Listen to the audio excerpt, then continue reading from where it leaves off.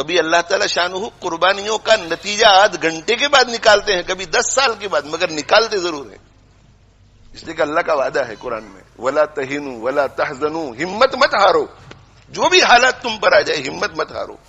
وَلَا تَحْزَنُوا، غم مت کرو، اس لیے کہ ہمارا وعدہ ہے کہ وَأَنْتُمُ الْأَعْلَوْنَ، بلند تو تم ہی رہو گے، وَأَنْتُمْ، تم ہی بلند رہو گے، إِن كُنتُمْ تَعْلَمُونَ، إِن كُنتُم مُؤْمِنِينَ.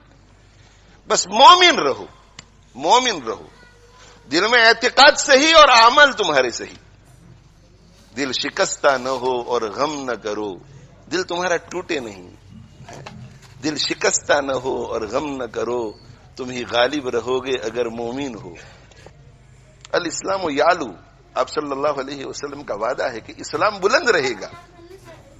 هو الذی ارسل رسولہ بالہدی ودین الحق لیظہرہ علی الدین کلہ، وعدہ ہے قرآن کا.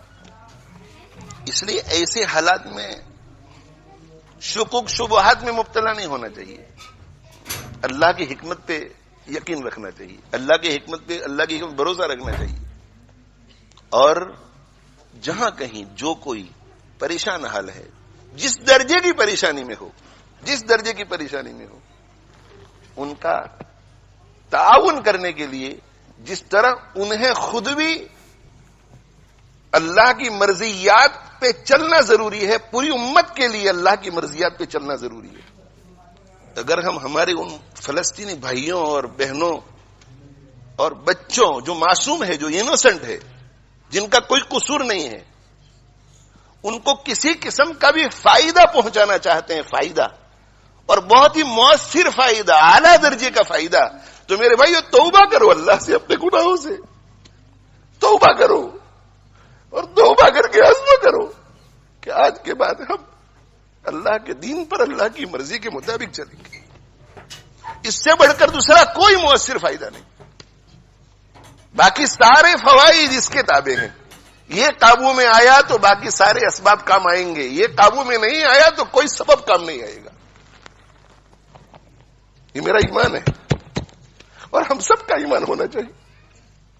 اگر اللہ ہمارا نہیں ہوتا تو کوئی سبب ہمیں کام نہیں آئے گا. اللہ اگر ہمارا نہیں ہوتا، اور اللہ ہمارا تب ہوگا جب ہم اللہ کے ہوں گے، اللہ کی مرضی کے مطابق چلیں گے، تقوی اختیار کریں گے، اللہ کو ناراض کرنے والے ہر کام سے بچیں گے. سیاسی تقریریں لوگ بہت کرتے ہیں، سیاسی تبصرے لوگ بہت کرتے ہیں، اور موقع بموقع کرنا بھی چاہیے. جو اس فیلڈ کے لوگ ہیں، ہماری فیلڈ یہ نہیں ہے، ہماری یہ فیلڈ ہے، ہماری قرآن کی فیلڈ ہے اور سنت رسول کی فیلڈ ہے صلی اللہ علیہ وسلم. آپ ایسا مت سمجھے کہ یہاں لیسٹر میں رہ کر کے اگر ہم تقوی اختیار کریں گے تو ان کو کیا فائدہ ہوگا، وہ آپ چھوڑ دیجئے. آپ قرآن اور حدیث پر، اللہ کے فرمان اور رسول اللہ صلی اللہ علیہ وسلم کی ارشاد پر یقین کر کے آنکھ بند کر کے کیجئے، پھر آپ دیکھو کہ اللہ تعالی شانہ اپنی قدرت کا مظاہرہ کیسے فرماتے ہیں. اللہ نہیں بدلا ہے، اللہ کا قانون بھی نہیں بدلا ہے. اللہ جیسے پہلے تھا آج بھی ویسا ہی ہے. اللہ کی حالت میں، اللہ کی شان میں کوئی فرق نہیں آتا. اللہ کے قانون میں، اللہ کے وعدوں میں کوئی فرق نہیں آتا. آج بھی ہو جو ابراہیم سا ایمان پیدا، آج بھی ہو جو ابراہیم سا ایمان پیدا، آگ کر سکتی ہے انداز گلستاں پیدا. آج بھی اگر ابراہیم علیہ الصلوۃ والسلام جیسا ایمان، ویسا یقین، ویسا بھروسہ اللہ پر، ویسا توکل، ویسا اعتماد ہو، اور ویسا تقوی ہو، ویسا صبر ہو، آج بھی ویسا ذکر ہو، زبانی ذکر بھی ہو، دل بھی جڑا ہوا ہو، آگ کر سکتی ہے انداز گلستاں پیدا. تو آگ باغ بن سکتی ہے آج بھی. اسے کہ اللہ کا قانون ایک ہی ہے. فضائے بدر پیدا کر، فرشتے تیری نصرت کو اتر سکتے ہیں گردوں میں، قطار اندر قطار اب بھی. فضائے بدر پیدا کر. فضائے بدر کیا تھی؟